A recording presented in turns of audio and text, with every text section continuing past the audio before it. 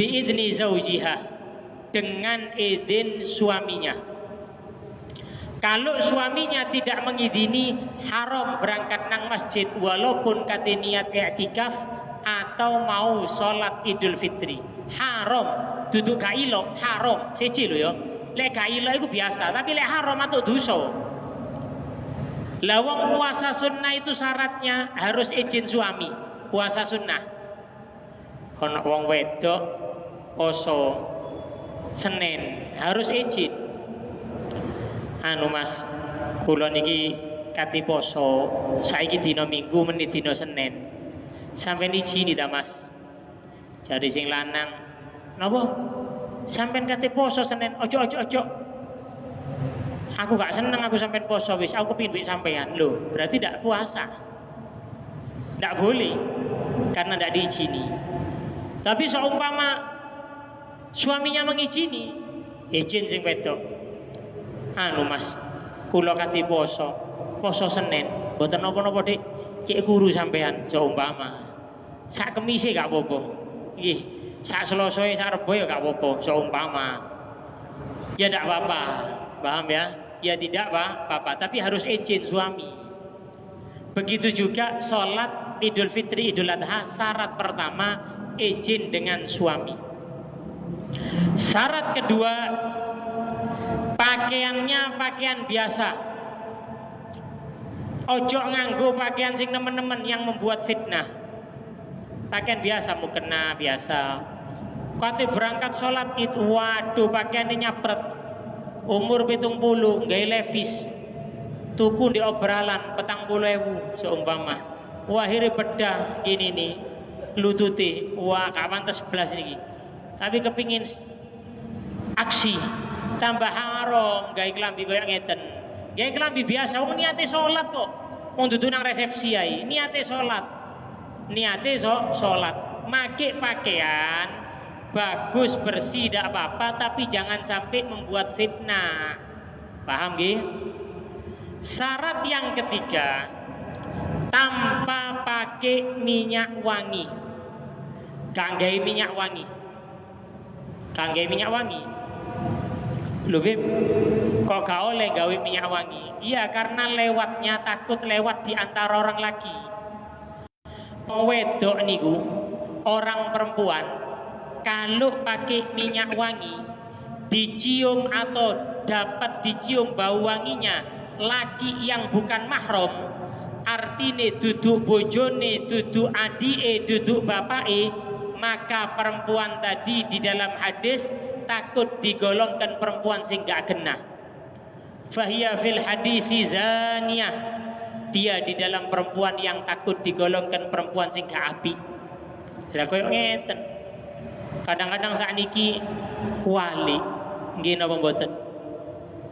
Sing bener wong wedok lek di oma wangi, bila perlu kabeh macam minyak wangi gayen. Lek metu ojo wangi-wangi, kecuali memang keluar yang tidak ada mahramnya, wong wedok tok.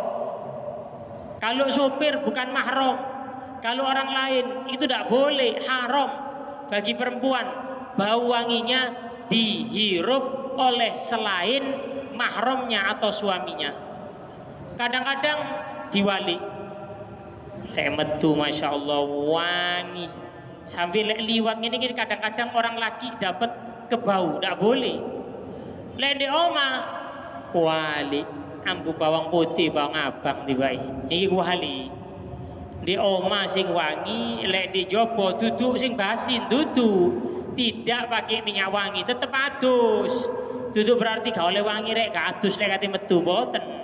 Tetep mandi, tetep wangi, tapi jangan sampai dibau oleh orang yang bukan mahramnya. Syaratnya 3. Kanggo wong wedok memang. Orang perempuan itu lebih dibatasi. Wong wedok gak wajib Jumatan. Orang perempuan kalau mau berangkat haji, zaman biyen niku haji duduk kaya saniki. Lewat gurun pasir, padang pasir. Syaratnya ada syarat tambahan untuk perempuan, harus dibarengi mahram. Atau kalau bukan mahram, niswah thiqat, perempuan 4 atau 5 yang terpercaya barengi perempuan tadi. tidak boleh berangkat ijen. Itu untuk perempuan lebih dan lebih dijaga. Sampai paling afdalnya sholatnya perempuan jika tidak aman fitnah di rumah. Lebih afdalnya lagi di tengah rumah. Lebih afdalnya lagi di tengah rumah. Karena memang lebih tertutup. Sampai Sayyidatuna Aisyah, paham gih? Setelah meninggalnya Rasulullah, jadi waktu setelah meninggalnya Kanjeng Nabi, Sayyidatuna Aisyah niki delok masjid rada akeh wong wedok. Sampean bayangno zamane Sayyidatuna Aisyah. Zamane Sayyidatuna Aisyah, Sayyidatuna Aisyah ngomong ngeten, lek seumpama Kanjeng Nabi niki urip, gak oleh wong wedok niki nang masjid. Niku zamane Sayyidatuna Aisyah. Apa maning zaman sakniki? Lho Beb, mosok nang masjid gak oleh, lek nang pasar oleh. Lho, lek nang pasar sampai dadi fitnahnya juga tidak boleh. Itu berarti nang masjid ini dikekang nang pasar sakarepe, tidak. Paling apike wong lanang niki sing iso jaga wedok, wong wedoki. Memang lebih diauratkan auratnya semana dijogo, sing duwe tanggung jawab sing lanang. Kalau ada perempuan seorang istri keluar membuka auratnya tanpa ditutup, rambutnya ketok, yang juga dapat diseret kakinya ke neraka yaitu laki dan suaminya. Suaminya yang memiliki tanggung jawab bukan lagi bapaknya, bukan lagi kakeknya, tapi suaminya sandi aurati. Ini yang dikatakan di dalam syariat. Sehingga kabeh niku ana aturane, duduk langsung duduk polane salat moro-moro gampang saenake mboten. Ada aturannya di dalam agama. Kembali di dalam keterangan sunnah-sunnah untuk salat Idul Fitri dan Idul Adha. Sunnah di dalam salat Idul Adha diakhirkan diawali. Kalau Idul Adha diawali. Kenapa? Supaya waktu untuk menyembelih lebih panjang. Idul Fitri diakhiri sedikit supaya waktu untuk membagi zakat lebih panjang.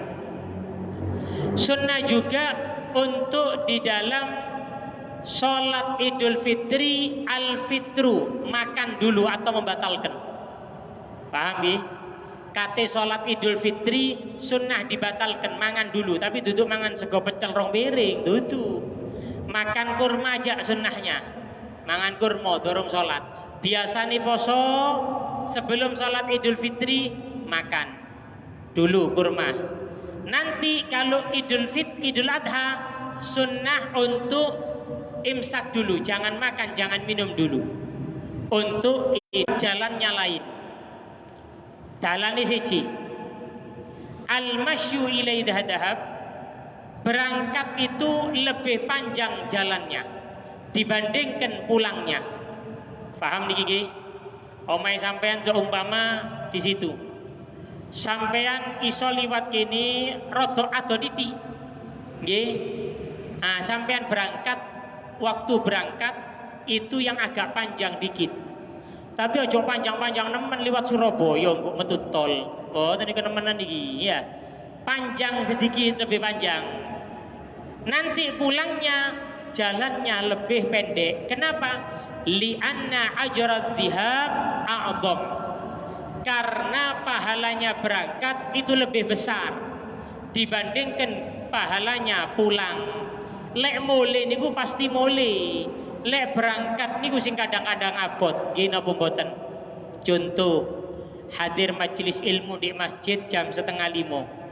Kira-kira nggih, kira-kira abotan berangkate napa abotan mulene?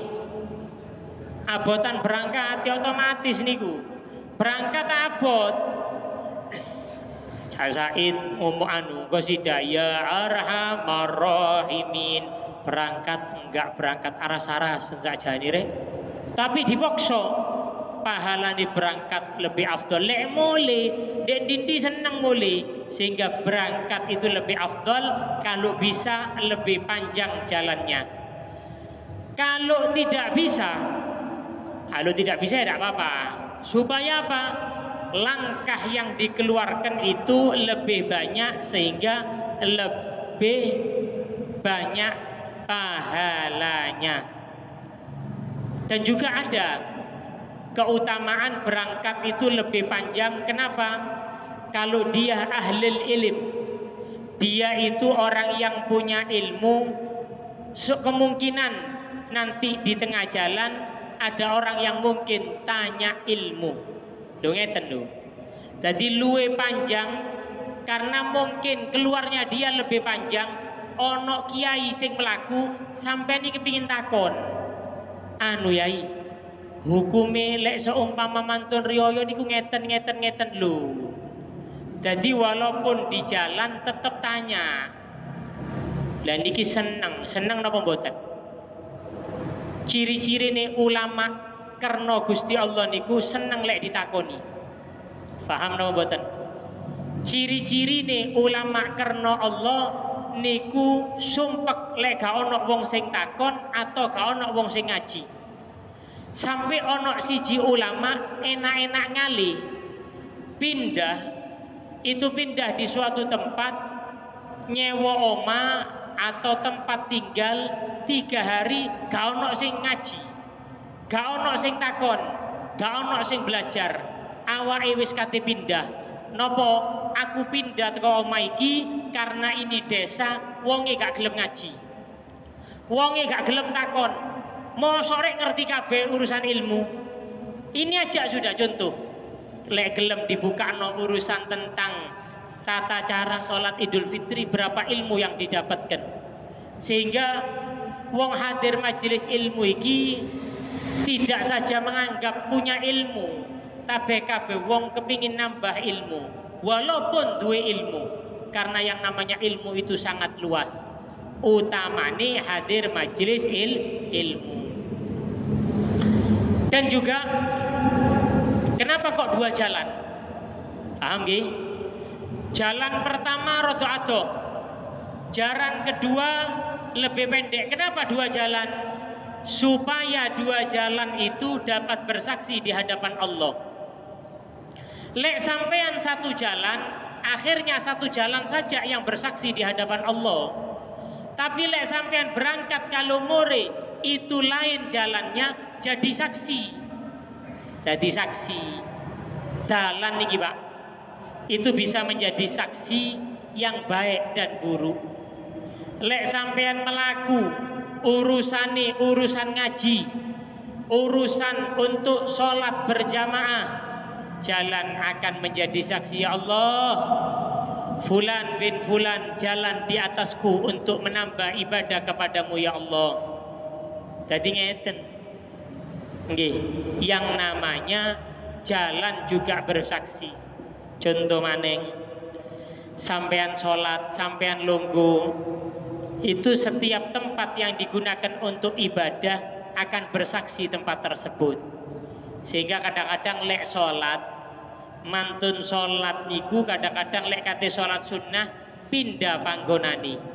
Gina pemboten, pindah titik. Supaya apa? Supaya tanah tempat yang digunakan untuk ibadah dapat bersaksi nanti di hadapan Allah. Ya napa Pak? Lek sak masjid niki panggonan kabeh dapat bersaksi di hadapan Allah.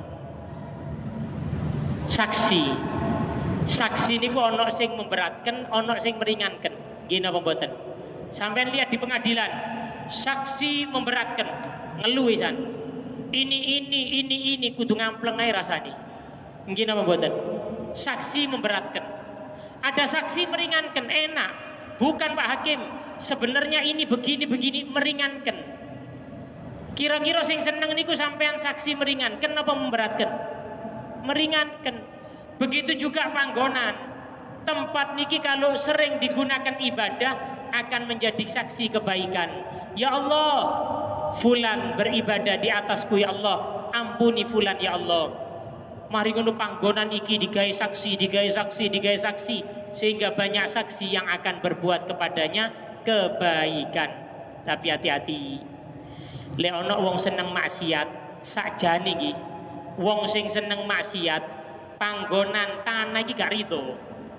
Kalau ada orang maksiat, tanah ini sudah pamitan nang Gusti Allah. Apa kata tanah? Ya Allah, izinkan saya membalikkan isi saya. Jadi kata dikai gempai pisan.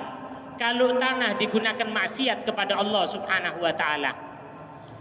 Tanah digawe judi, waliyadzubillah. Tanah digunakan untuk berzina, waliyadzubillah. Tanah digunakan untuk ngerasani wong, waliyadzubillah.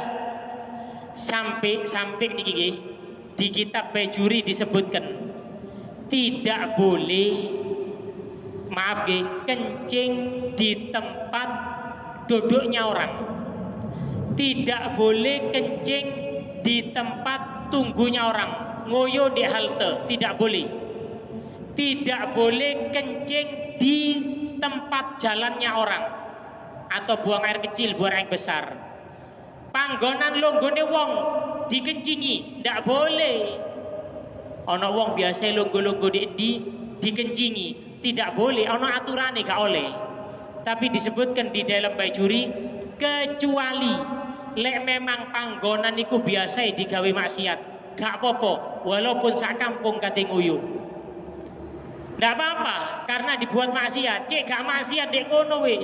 Diuyui gak apa-apa, lek memang biasa tempat untuk maksiat.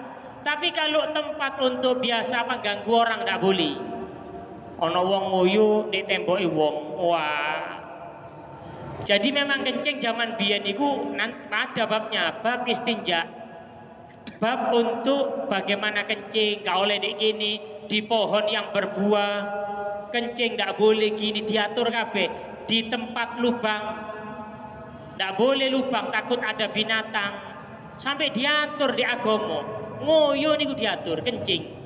Paling rahmatnya agama adalah agama Islam. Sehingga yang dinamakan tadi untuk bersaksi kebaikan. Jadi enak, Pak. Lek wong seneng ibadah niki itu banyak yang akan bersaksi. Saksi niku biasanya nganggo napa? Nganggo mulut. Sampai lihat di pengadilan saksi mulutnya. Oh, fulan ini begini jari saksi ini. Mulut tok sing ngomong. Tapi nanti di hari kiamat yang namanya mulut ditutup. Tangan dapat berbicara. Tangan ni waliyadzubillah, tangan ni ngomong, ya Allah, saya digunakan untuk nyekel tasbih. Ya Allah, saya digunakan untuk memegang Al-Quran baca waktu Ramadan. Kakinya bersaksi, ya Allah, sikilku niki lek sore digawe hadir di masjid untuk hadir majelis ilmu. Sikilku niki digawe nang masjid untuk sholat berjamaah. Sikilku digawe untuk ibadah. Tapi kaki juga dapat bersaksi kejelekan bagi orang yang melaksanakan atau menjalankan maksiat, waliyadzubillah. Sehingga sunnah sing akeh melaku untuk dapat bersaksi di hadapan Allah yang baik. Idul Fitri, jadi yang namanya Idul Fitri banyak sunnah-sunnahnya. Sunnah di dalam sholat Idul Fitri kalau punya pakaian baru dipakai yang baru. Tapi bukan berarti Idul Fitri itu khusus bagi yang pakai pakaian baru. Tapi untuk syukur karena juga beribadah kepada Allah Subhanahu wa taala. Sunnah juga untuk tahniah, mengucapkan alhamdulillah, selamat Idul Fitri. Kadang-kadang ada yang pakai minal aidin wal faizin, dan juga banyak yang saling memaafkan. Ditambah dengan saling banyak juga bersalaman. Nah, tapi saat ini kadang-kadang lek salaman wedi Covid ya teko ado ae seumpama nggih. Nah, dikatakan tidak tasafahar rajul muslimani. Kalau dua orang muslim saling bersalaman, maka akan turun 100 rahmat.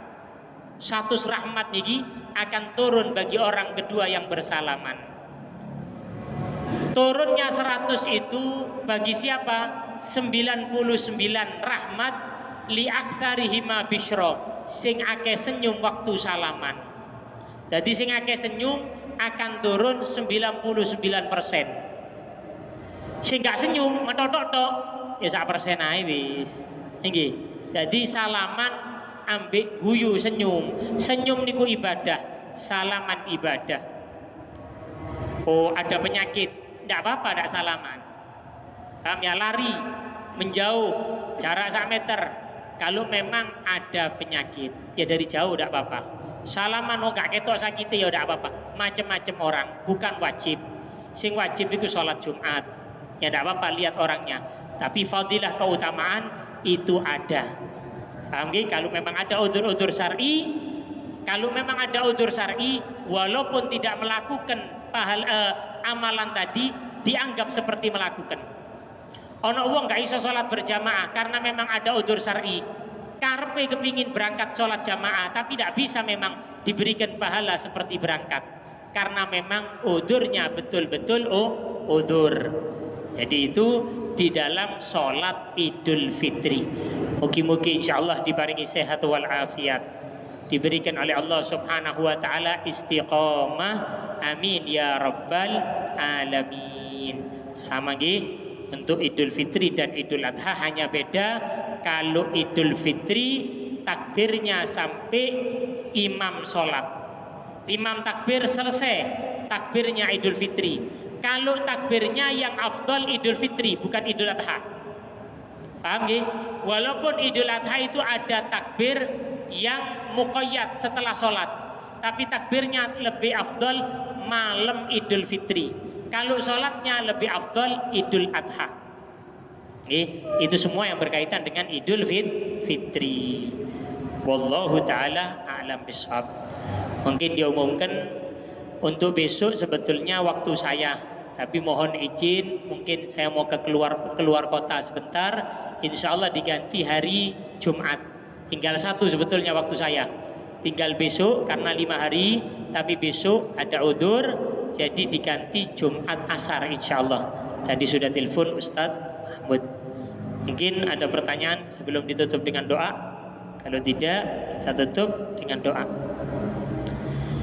Bismillahirrahmanirrahim. Alhamdulillahi rabbil alamin. Allahumma salli wa sallim ala sayyidina Muhammadin fil awwalin wal akhirin waj'al jam'ana hadha jam'an marhuma wa tafarrugana min ba'dihi tafarrugan ma'suma.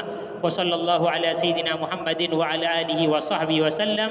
Walhamdulillahi rabbil alamin. Al-Fatihah.